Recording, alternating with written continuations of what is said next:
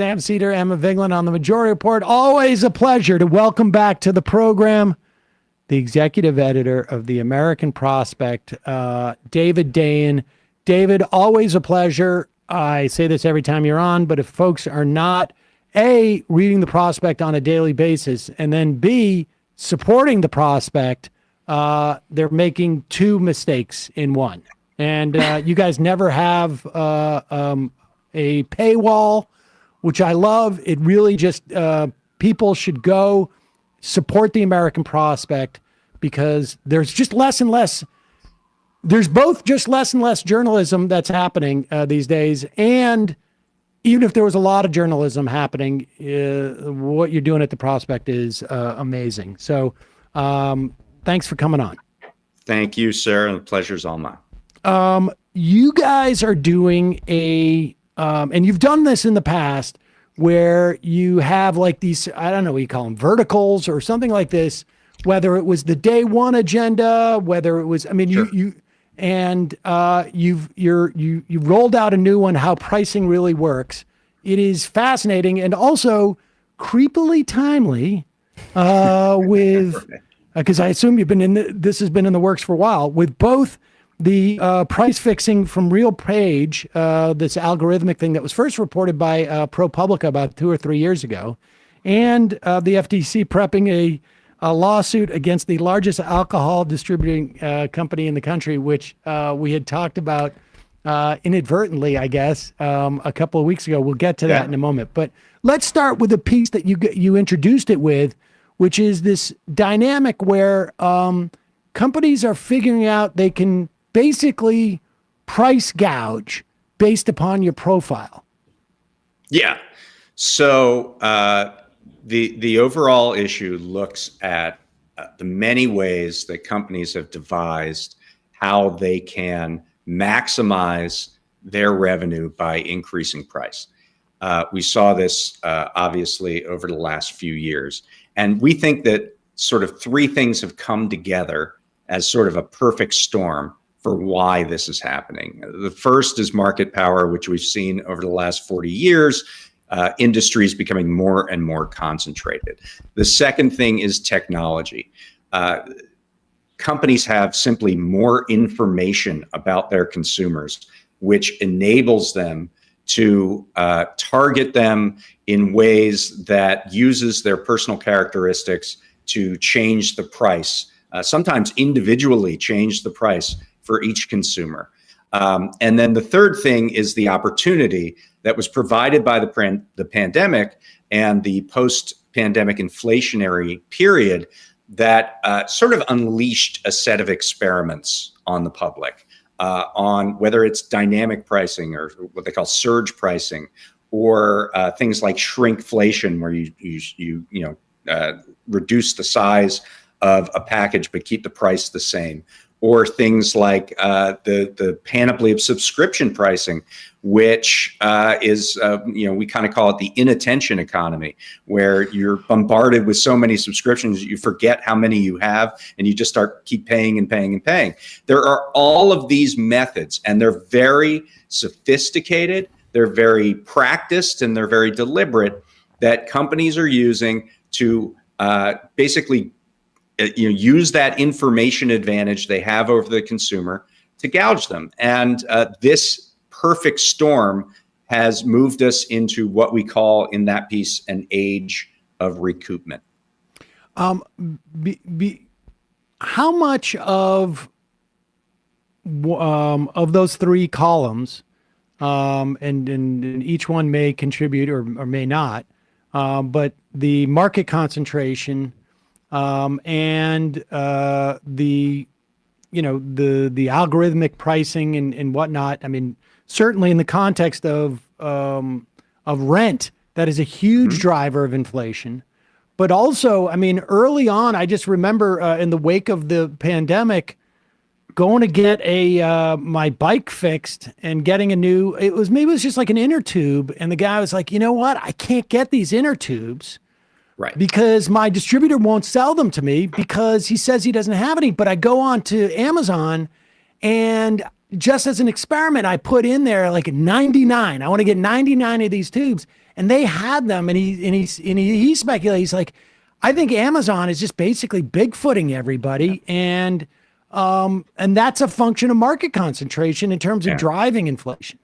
There was a report that came out by the Federal Trade Commission about just that particular issue, that large stores, big box stores like Walmart and Amazon, during the pandemic, were telling their suppliers, you have to supply us first. You have to give us what we need before you can go on. And if you don't, we'll penalize you or we'll knock you out of the market. And because they're so big, the suppliers felt the need to, supply those big box stores to the exclusion of everybody else. And this, and then there's no price competition on that at all, because that obviously creates pricing power and creates the ability for potential gouging. And so this is something that the government is aware of. The FTC, it's a great report they put out about it, and it does contribute. Now, since these supply chains have eased and we've seen inflation come down, what's interesting is the profit margins have stayed exactly the same. And we feel like that's a function of these new pricing strategies that without them, inflation would be down probably to the level of the 2% Fed target, and they would probably be dropping interest rates at this point. The fact that there is just more data collection, there's more surveillance, there's more out there that companies know about you, and they can exploit that information to target you on price.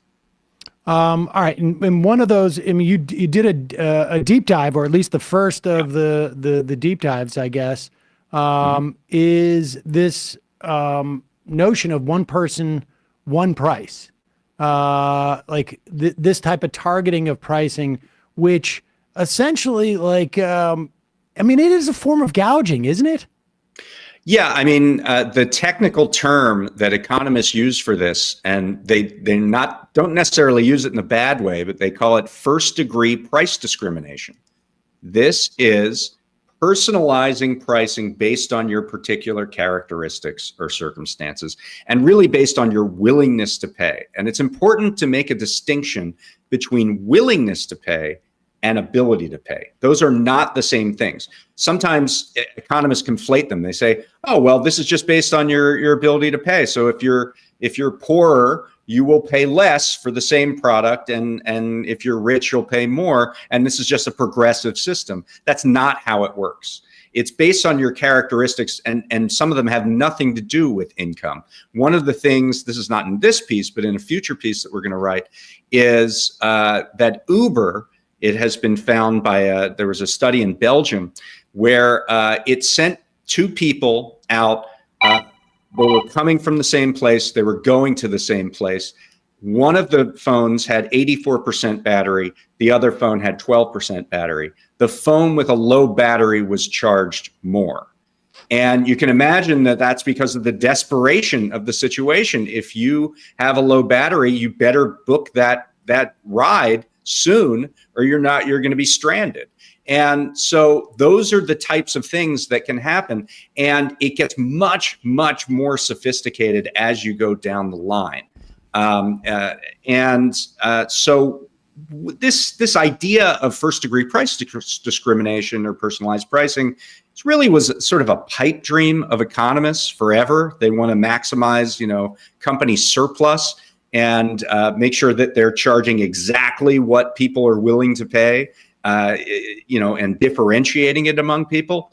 Now, with the sophistication of the data collection and the isolation of the customer, those two factors, that pipe dream is becoming more of a reality. What do we have on the books in terms of price discrimination from like a statutory perspective federally? I mean, is there anything? And if so, is it just being exploited here because this is being done in an algorithm and it's not like, oh, you look poor, so I'm going to charge you differently than the guy that's coming in with the Rolex or whatever? This is a brand new and emerging kind of field. And so there isn't a full architecture of regulatory guardrails for this kind of stuff. However, there are possibilities, and we're going to get into this in future editions of this series, for regulators to get involved. So unfair, deceptive, or abusive acts and practices, or UDAP, is something that consumer protection agencies like the CFPB, like the Federal Trade Commission, have in their arsenal. A recent series of cases by the FTC has labeled data broker practices as unfair practices. So it's a hop and a skip to say, well, if a company is collecting data on me and using that to change my price relative to other consumers, then that's unfair. And that could be the beginning of an architecture to actually regulate these practices. I mean, the easiest way for me to, because I think there's some who will argue like, well, it's just, you don't have to pay for it if you don't want to get it. And some people are getting a discount and some people are, paying more because it's worth more to them. And it's just like sort of, the market just comes down to this really powerful company and you as an individual. But the easiest way to know on some level that there's something fundamentally wrong is that they're not going to advertise this is the way that we do our prices. Yeah. Right? Like they don't want you to know that I'm going on and buying something and I'm paying twice what Emma's paying for it, or vice versa. And historically, what we have seen is whenever these schemes are caught, the companies immediately stop them, beg forgiveness, and try to say that they'll never do it again. Amazon in the 2000s, the early 2000s, started randomly charging different prices for their DVDs. And people eventually figured this out. And Amazon said, oh, we'll never do that again. We'll never do differential pricing again. We're very, very sorry. The problem is now, I mean, obviously, if you're in line and you're in a public place and there's a publicly posted price, it's difficult to do personalized pricing, right? If you are in line and you're being charged $3 and the guy behind you is being charged $4, the guy behind you is going to be pretty pissed off. But there are now ways to atomize and isolate the consumer. I use the example of the McDonald's app. Do you use the McDonald's app? I do not use the McDonald's app. I did read about it in your story, however. 50 million people on the McDonald's app worldwide. Really? It offers much bigger discounts than the advertised price in the store. And the reason for that is that they're trying to get on your phone. They're trying to get your information. They're trying to build market share for this app so that they can atomize the customer. And it's made by a company called Plexure. And I was able to see a slide presentation of how Plexure talks about its business and how it uses personalization. And this one slide really struck me, and we put it in the piece, of all of the ways that they use first-party data, the collection of your information from the app, that goes into how they target their offers. So we're talking about your food preferences, your ordering habits, your time of day, the location, the weather, your social interactions. And then there was a little thing that said key moments, i.e. payday, right? So it maybe because the app is attached to a credit card, and that credit card is maybe a debit card that it knows how much you're getting at a particular time. It might know your payday. And if it knows your payday, on Thursday, the day before you get paid, maybe it offers you an Egg McMuffin at $3.50.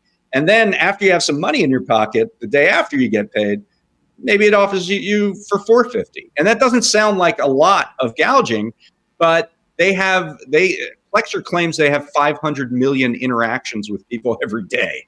So it adds up. And and then you combine that first-party data, what they're collecting from you from the app, with all this other data that they have from your browser, from your email, from your other apps, from your subscriptions, from your travel data, from your geolocation, all of these other things to create what is called an identity graph. And now they have so much information on you that they probably know what you're going to order before you do. And if they know that, then they can target particular prices at particular times on particular people. Did I misread, or do they have access to what, if I'm attaching my my Visa card to my McDonald's app, do they have access to what I've purchased on that Visa card as well? They potentially do. They can buy that from a third party. They could get it from a third party. They could get they may all kinds know of that, financial like, data. okay, this guy, you know, he usually buys, lunch, 4 days a week, and it's usually $20. So instead of selling them a $5 burger, we can actually bump it up to $7.50 or something. They might know more. It might be more fine grained than that. They might know that between 2 o'clock and 3 o'clock is when you get your lunch on Thursdays, because you have 2 jobs and you're going between one job and the other, and that's your 1 hour of the day to get lunch. Or you're between classes, and that's your 1 hour when you decide to get something to eat. So they can target offers in that window that are very particularized. I mean, because they know you don't necessarily have other options. You're not going to be able to go buy somewhere else to get the food. You're going to need this, whatever it is. Wait, hold on. Slow down for 1 second. I need to just flesh this out for a sec. How does this not violate your contract that you signing when you create a credit card with your bank or with the credit card company? Are there no privacy protections that preclude this kind of activity? Have you read that credit card information that you signed with your bank? No. I got my first bank account when I was 16 or whatever, so I guess I wasn't reading the fine print. But are you reading them now? Maybe I need to be. I mean, I'm shocked by this. There's a tremendous amount of data available, both through the first party collection, which allegedly involves consent because you're on the app and so you're using it, and so that there's this implicit consent attached to that, and the other data that's around that can be purchased, that can be witnessed, that can be collected. And the architecture is there, is the point. The architecture is there for this kind of personalized pricing, whether it's through a web browser, whether it's through your phone,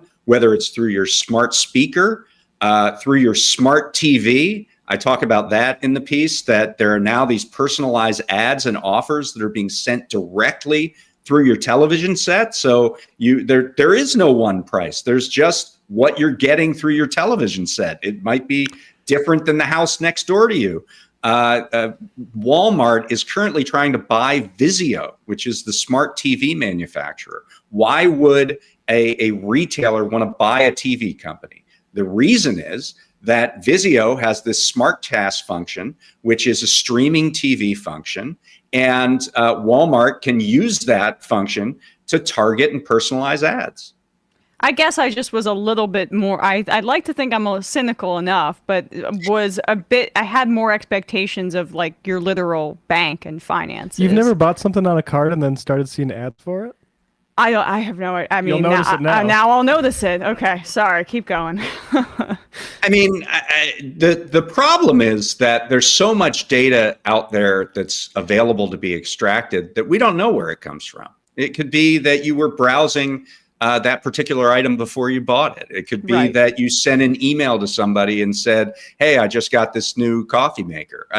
There's almost no limit to the data that is available to determined companies that really want to know a lot about you. This all started way back in the 70s and 80s with a company called Catalina Marketing that, you know how you get when you go through the grocery store, they put coupons at the end of your sales receipt, and the coupons seem strangely attached to the things that you just bought. That was Catalina Marketing. That's what they did in the 70s. First, it was based on the basket of goods you had. Then you started getting loyalty cards, right? You get discounts if you got use the loyalty card for Kroger or Albertsons or whoever. And now it's a full purchase history of everything that you've ever bought at that grocery store. And they can use that to target offers, to refine their pricing and so forth.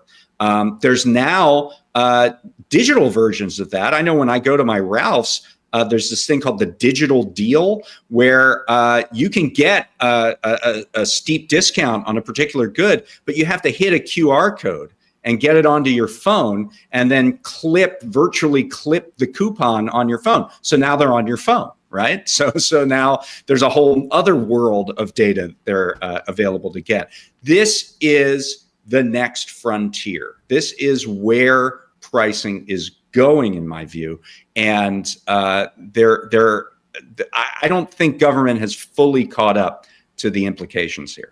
And with a lot of these things, even like my analogy would be like the TV industry, where the unions strike, and they basically make a deal that would have worked 5 or 10 years earlier, but the industry has moved on to figure out how to screw over. You're getting those deep residuals now, but 100%. Right. Like I'm convinced that's what also just happened with all the streaming stuff. Like they've figured out they have a different model that they're moving towards. And the deal they made would have been the deal that, would have helped actors and writers, 8-10 years ago.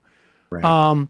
We can't even really, it's hard to sort of contemplate like where this goes, because it also feels to me that like there is I can't, in the back of my head, and maybe it's just because I'm talking to you, and knowing your reporting history, but I can't help but think like there's going to be derivatives of this data information. Like somehow this is going to end up being securitized, and there is going to be some like, we're going to end up paying for either the speculation or the arbitrage that is going on, where people say like, well, this technology is such that we're going to sell futures on what we think the pricing is going to be, 6 months from now. Like, I just feels like this is, once this gets so algorithmic that someone's going to step in and figure out like, we can securitize this in some fashion. Well, and your reference to sort of fighting the last war is many ways the key question for policymakers. So, in this country, we have outsourced all of these questions about inflation and about pricing policy to the Federal Reserve. The Federal Reserve, through its interest rate channel, is the one entity that is supposed to govern these particular issues. But if supply and demand isn't the whole ballgame, if it's as much about what a company knows about you as it is whether you want that product, there's a whole different architecture of dealing with pricing that opens up. And it has to be a whole of government approach, whether it's using the FTC and consumer protection statutes, this unfair or deceptive practices statute, whether it's about antitrust policy, because if you don't have the pricing power, this isn't as potent, whether it's including public options, right? I mean, we are seeing in real time the destruction of the tax return monopoly through the use of direct file through the IRS. That could be another way to deal with this policy. Tax policy could be another way to deal with this if it suddenly is not as attractive to get windfall profits out of your consumers. So there are going to have to be a variety of strategies that are going to have to be tested and put into place to deal with this emerging change in the consumer marketplace. The irony is that ostensibly the reason why the Fed has the exclusive purview of dealing with prices, right? Like, I mean, at least ideologically. I mean, we know Nixon had price controls, and so we know the government has the ability to do these type of things. But the reason why sort of like the conventional wisdom that we should leave this to the Fed is because they have this sort of blunt instrument that supposedly, doesn't target any specific industry or players, but rather sort of like has a blanket effect on the economy, as it were. We're going to make money more expensive, and therefore it's going to lower inflation in some fashion. But the irony is that like these innovations they're doing the exact thing that supposedly you don't want the Fed to do in terms of like targeting. Like, there's no market. If I'm getting a separate price than Emma's getting, there's no market here. Right. Exactly. And the opening anecdote of this entire series is Jerome Powell in front of the Senate Banking Committee, and Sherrod Brown starts asking him about these pricing strategies. And it's like Jerome Powell didn't want to be in the room. He's like, look, pricing's important. It's a key function of our markets, and as long as it's fair and as long as customers are informed, I don't want anything to do with that. And that's that kind of reveals that the Fed isn't going to be any help here. And if we want to establish fairness as a principle in pricing, we're going to have to find other entities within our regulatory structure to deal with that. Where are we in that? In the development of you? I mean, you asked that question. If we want to, where are we as a government, as like I guess within the context of economics, like where is that fight situated? I think the Biden administration has been very attuned to this. Rohit Chopra, who's the director of the Consumer Financial Protection Bureau, really invented the term junk fees. Our piece on junk fees comes out tomorrow, and you'll see all of these various strategies to just sort of lard on fees to the various consumer purchases. The FTC is banning junk fees, usually pretty much for a disclosure regime, saying you have to show the all-in upfront price. And then you can comparison shop between one item and the next. The CFPB has limited and gotten rid of these credit card late fees. They've capped the price from $32 or $35, which is the normal price that has been charged for a late fee on a credit card, to $8, which is the cost that actually the credit card company incurs if they need to collect on a delinquent debt. So CFPB has also dealt with, we have a piece coming next week on credit pricing. And CFPB last week had this announcement that these buy now, pay later firms, which are these apps that allow you, they're basically like old school layaway loans, only for the digital generation. And they make it much easier to buy everything, but they're completely unregulated. CFPB said, we're going to treat buy now, pay later like it's a credit card. And so these companies will have the responsibility to get rid of charges that seem fraudulent or disputed, and many other protections for the consumer. So, those are just a few examples. I mentioned others earlier, public options, things like that. I think, the Biden administration started this task force on unfair and illegal pricing.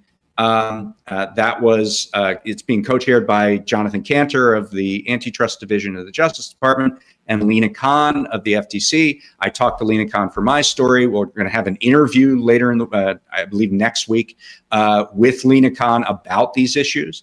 They're very attuned to it, and they're starting to create the regimes. Obviously the election might have something to say about that, but they're starting to create the regimes that respond to some of these new pricing strategies. I got one tiny micro question, then a macro question. Do we know how much those junk fees, particularly on the credit card, how much that's saving yet? I mean, because it occurs to me like, it's not just a question of we're going to make, $18 every time someone is got a late fee. We're larding on a profit, on the late fee. But it's also when they only get to recoup what it cost them, there's no incentive to actually make people pay late. Like, the way right, like when you're sent your bill 2 days before the due date, or 100%, stuff like that. Yeah. And it's always like, oh no, you're supposed to pay the statement fee, not the activity fee. Like, I mean, CFPB has estimated that this rule, which is now being contested down in Texas by the Chamber of Commerce, would save customers. With that one judge in the Fifth Circuit? Not Kazmarek, but yes, in the Fifth Circuit, a different judge who has tried to get rid of. Actually, a Trump judge. Very interesting story. A Trump judge has received this case. Said this has nothing to do with Fort Worth, Texas. This was made. There are no credit card companies here. The rule was made in D.C. All of the lawyers on this case live in D.C. I'm sending this to D.C. And the Fifth Circuit said, no, you can't send that to D.C. You have to go. It has to go back to Fort Worth. So there's this fight going on right now. But to answer your question, CFPB has estimated that this one rule would save $10 billion a year for consumers. That's extraordinary. How durable are these things? I mean, let's say Trump gets elected. How, obviously Lena Khan is gone. Cantor is gone. How durable, Chopra, wow. How durable are the reforms? Like, do you have a sense of I imagine a lot of these things are reversible, but there's also sort of like a bureaucratic and administrative inertia that makes things harder once they are entrenched. Does anybody have a sense of like how many years does it take to entrench these things where even the industry itself will say, look, it's actually now we've adjusted and it's harder for us to change. We'd rather you don't make this change to, enrich us more, or because we're just not set up to maximize that enrichment. At a certain level, I don't think anything is durable in politics, especially when you have a very determined opposition that has written a manifesto that says we're going to deregulate anything and everything. So, this is Project 2025 type of thing. Yeah, exactly. This is definitely on the radar of not just the architects of Project 2025, but the, corporate lobbyists who they listen to, that we don't want the government messing with our pricing schemes. We don't want the government involved in this. We want you guys to look away. And so, I think if Trump comes into office, that a lot of this stuff is allowed to go on with very little resistance. Now, the Trump FTC and DOJ did start the Google case. It started the Facebook case. So there's a possibility that there are some anti-monopoly elements of a new Trump regime. It's actually the chapter in Project 2025 on antitrust is actually really interesting because it's completely contradictory with itself, like within the bounds of that section, and it almost apologizes for itself. It's really kind of interesting that there's a bit of a fight intellectually within those regimes. But I think it's very clear that the overriding belief of the Trump administration is cronyism, right? Of a future Trump administration. He has said, this was reported last week, that he would help the oil industry get all their mergers through if they gave him a bunch of money for his election campaign. So that's probably the larger ideology and philosophy as it relates to corporate America. If you pay me, you're on my side, and if you don't, screw you. I think that's pretty much. To be fair, it's also not just corporate America. Like, apparently, I just read a piece where he was basically trying to get Sheldon Adelson's widow to give him a ton of money, and her price was annexation of the West Bank. Yep. There you go. Yeah, it's just going to be a pay to play. Never. It's just going to be a pay to play government. So yeah. If we had more time, we would talk about this, and we're gonna do the price fixing on this real page algorithm in the future. But the funny part that we were talking about before the show is last time you were on, we were talking about that guy David Trone. Was it? Is it David Trone who was running in Maryland? Bankrolling $60 million of his own money in the primary. The primary, and he got like 20 points. I think he lost by. And that guy is having a very, very bad month because not only did he blow 60 million on a congressional race that he did not win, the FTC apparently, I had headlined this, is prepping a pricing lawsuit against the largest alcohol distribution company in the country, which happens to be his.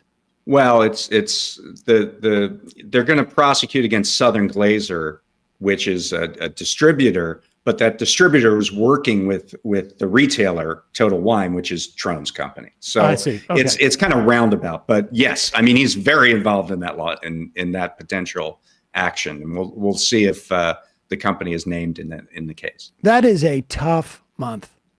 That is a tough month. That is a tough month. But the one interesting tidbit, and we're going to have the price fixing piece out on Thursday. And of course, I mean, if three people walk in a room and they say, we're going to raise the price of widgets from $8 to $10, that is a clear antitrust violation. Even Republican regimes send people to jail for that. What we have now is it's not three people walking in a room. It's an algorithm collecting all the data on a particular market, giving it to those three people, and then those three people individually decide to raise those prices. So that's what this RealPage kind of thing is. And one great tidbit here is that this really originated with the airline industry. So there's a company called the Airline Tariff Publishing Company, which posts real-time fares from practically every flight that's going on around the world. That's why if a flight price goes up $5 on one in one airline, it usually goes up $5 on the other airline almost immediately. Justice Department looked at this in the 1990s, said, okay, we'll put in a couple conditions, couple guardrails, but you can keep doing it. The guy who was really behind the creation of that ATP company ends up becoming the guy who builds the technology for RealPage. It's the same guy. Well, I remember from that ProPublica piece, because I think I interviewed the writer of that in 2022. The piece said something, or maybe there was a quote from some, I don't know if it was a regulator or whatnot, saying like, just the way you can understand this is forget that it's an algorithm. Let's just say it was called Bob. And everybody, Bob was a consultant and said, look, I know what your competitor is going to be like. Everybody in this market should be doing this price. And you don't have to talk to them. You don't have to collude with them. Just trust me. I'm advising them. Everybody does this rent. And the whole thing was to basically, they found like, you're going to make more money by raising your rent and keeping some of your inventory empty, and getting people into these things. And what you'll see in the piece is that's being used not only in rental markets, but in hotels, in agriculture. There's a current lawsuit against a company called AgriStats that does this for meat markets, poultry markets. It's used in healthcare. The company GoodRx does a version of this. So it's becoming more and more ubiquitous because they feel like you saying it's algorithmic rather than three guys in a room gets them off from a legal standpoint off the hook.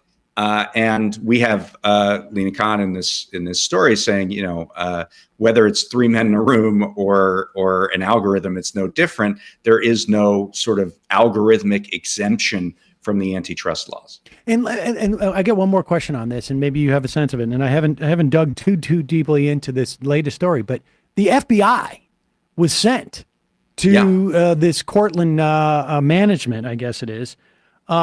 Is that because they're afraid that people are going to get rid of, like, they're going to destroy evidence? Like, I mean, because you could potentially, I don't really know. Stuff. Yeah, I don't really know what the circumstances are behind this raid. What I do know is that Cortland Management is one of these companies that has a large segment of the market, I believe in Atlanta, and was alleged to have used this system among other systems to aggregate data of rental markets. One of the other companies, and I think this is interesting, and maybe we'll see what happens with this in the future. One of the other companies that has done this, particularly I believe in Seattle, is a company called Yardi Systems, and it's a RealPage-like pricing aggregator, market aggregator for rental markets. And this guy Yardi just became the head of WeWork. He just became the owner of it. He just bought it out of bankruptcy. And you can imagine that we could see this drift over into those office rental rates. Interesting. David Dayen, thanks so much for joining us, folks. Head over to prospect.org right now. You can read. And to read everything on this special issue, it's very simple. It's right at the top. I was just about to say that. No. But we have a special URL, prospect.org/pricing. So if you go to prospect.org/pricing, all of the stories as they come in on this special issue will be landing there. And I mean, it's also a vertical. I don't know if you've seen your website, but it's also like one of the top. I am aware of where it is on the website. All right. I'm just not sure because, I know you're a busy man. You don't get a chance. I am. I got people for all that with the website. Oh, yeah. I have no doubt about it. I have no doubt about that whatsoever. David Dayen, always a pleasure. Hey, folks, don't forget to hit the subscribe button and check out our daily show. We do it every day at 12 p.m. Eastern for about 2.5 hours. We even take phone calls. You should check that out.